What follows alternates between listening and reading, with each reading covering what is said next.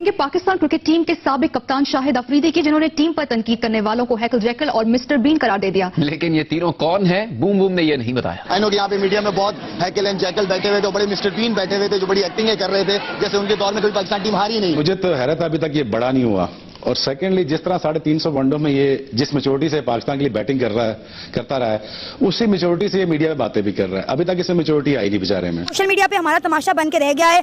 एक तो हम लेजेंड लीग इंडिया से हार गए, उसके बाद हमारे ही लेजेंड आपस में लड़ रहे हैं। अजीब सी फजूल से लोग फजूल सी बातें करते हैं। मीडिया को भी थोड़ा पॉजिटिव रोल अदा करना चाहिए। मीडिया को ऐसे लोगों को अब मुझे ये समझ नहीं आता कि जब मीडिया वाले जब हारते हैं तो ऐसी कैरेक्टरों को सामने ले आते हैं जिनका खुद डिसिप्लिन हमेशा सारी जिंदगी गंदा रहा है। और यही फर्क होता है कि पढ़े लिखे और जाहिल में यही फर्क होता है कि वो कैसे रिस्पॉन्ड करता है मीडिया पे।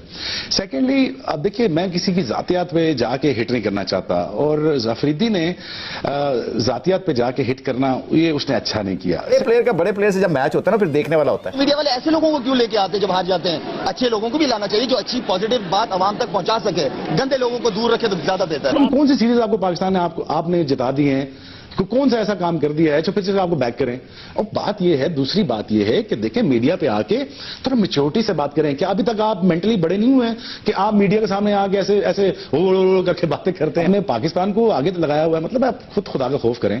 हमें परफॉर्मेंस भी नहीं देनी, ऊपर चोर मचाए शोर वाली बात कर रहे हो आप। वर्ल्ड कप हारने के बाद 2007 के चैंपियंस ने 2009 के चैंपियंस को बुरी तरह हरा दिया। जब शाहिद अफरीदी पर टीम के साथ तनकीद की गई तो पाकिस्तान वापस आते वक्त एयरपोर्ट पर शाहिद अफरीदी पाकिस्तान के मीडिया से झगड़ पड़े। शाहिद अफरीदी ने कहा कि मुझे पता है हैकल और जैकल और जो मिस्टर बीन बने बैठे हुए हैं पाकिस्तान के मीडिया पर, और टीम के ऊपर तनकीद करें तो ऐसे तनकीद करें जब इनके दौरे हुकूमत में पाकिस्तान कभी हारा ही नहीं था। कुछ लोगों का अपना डिसिप्लिन अच्छा नहीं था, तो उनकी इस बात का क्या मतलब है? आपका एक बार ड्रेसिंग रूम में उनसे झगड़ा भी हुआ था, आप जब उनके साथ खेलते थे, तो आपका तो जिक्र नहीं है, आप ही पे अटैक नहीं हो रहा इसमें? 155 पे रोज बॉलिंग करता था, तो तुम्हें तब ख्याल नहीं आता था? सर वो शायद लगा कि आप जैसे और भी बहुत होंगे।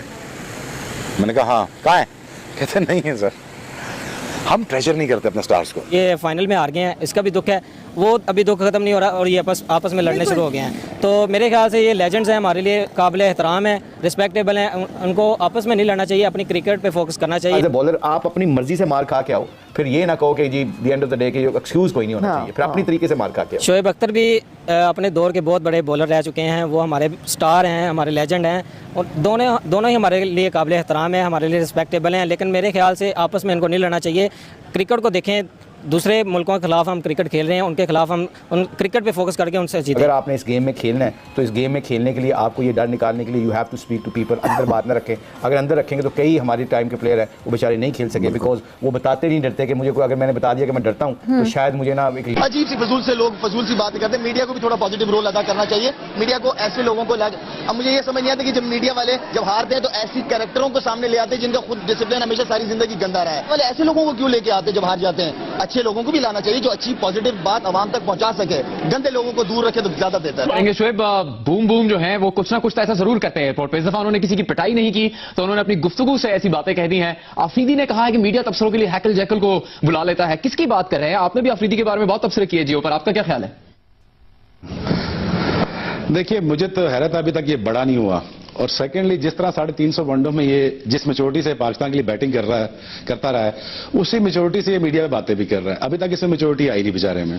और दूसरा देखिए, एक पढ़े लिखे बंदे से जब सवाल किया मिसबा से कि शोएब और यूसुफ आप पे तनकीद करते हैं, तो उसने आगे से कहा जी मैं उनकी बड़ी इज्जत करता हूं और वो काफी बारी बातों में ठीक कहते हैं। और यही फर्क होता है कि पढ़े लिखे और जाहिल में यही फर्क होता है कि वो कैसे रिस्पॉन्ड करता है मीडिया पे। सेकेंडली अब देखिए, मैं किसी की जातियात पे जाके हिट नहीं करना चाहता, और अफरीदी ने जातियात पे जाके हिट करना ये उसने अच्छा नहीं किया। सेकेंडली देखिए, हम तो जानते हैं, मैं यूसुफ और पूरी टीम जानती है कि अफरीदी का कैलिबर क्या है, और बड़े अच्छी तरीके से जानते हैं 20 साल से। अपना कैलिबर हमें हमारे तक रखे तो बेहतर, पूरे पाकिस्तान को ना बताए किसी की जातियात पे हिट करके वो किस कैलिबर का आदमी है। वर्ल्ड कप हारने के बाद 2007 के चैंपियंस ने 2009 के चैंपियंस को बुरी तरह हरा दिया। जब शाहिद अफरीदी पर टीम के साथ तनकीद की गई तो पाकिस्तान वापस आते वक्त एयरपोर्ट पर शाहिद अफरीदी पाकिस्तान के मीडिया से झगड़ पड़े। शाहिद अफरीदी ने कहा कि मुझे पता जाता है हैकल और जैकल, और जो मिस्टर बीन बने बैठे हुए हैं पाकिस्तान के मीडिया पर और टीम के ऊपर तनकीद करें तो ऐसे तनकीद कर रहे हैं जब इनके दौरे हुकूमत में पाकिस्तान कभी हारा ही नहीं था। जिस पर शुएब अख्तर ने भी जवाब देते हुए कहा कि मुझे समझ नहीं आती कि शाहिद अफरीदी कब बड़े होंगे, इतने सीनियर होने के बाद, लेजेंड लीग खेलने के बाद वो बड़े नहीं हो रहे, वो हर चीज़ को पर्सनल ले रहे हैं, पढ़े लिखे होने के बावजूद भी वो जाहिलों वाली बातें कर रहे हैं। क्या कहना चाहेंगे सर, सोशल मीडिया पे हमारा तमाशा बन के रह गया है, एक तो हम लेजेंड लीग इंडिया से हार गए, उसके बाद हमारे ही लेजेंड आपस में लड़ रहे हैं।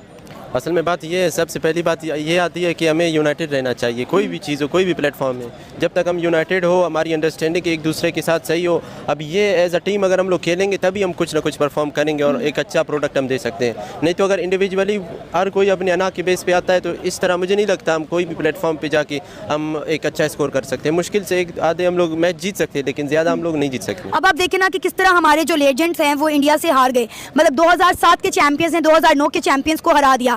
कहा जा रहा है कि इंडिया का हमेशा पाकिस्तान के ऊपर एक प्रेशर रहा है, चैंपियन ट्रॉफी हो, एशिया कप हो या फिर कोई भी वर्ल्ड कप हो, पाकिस्तान कभी भी इंडिया से नहीं जीत सकता। आपको लगता है कि कभी ये कसम टूटेगी, कभी तारीख खुद को बदलेगी?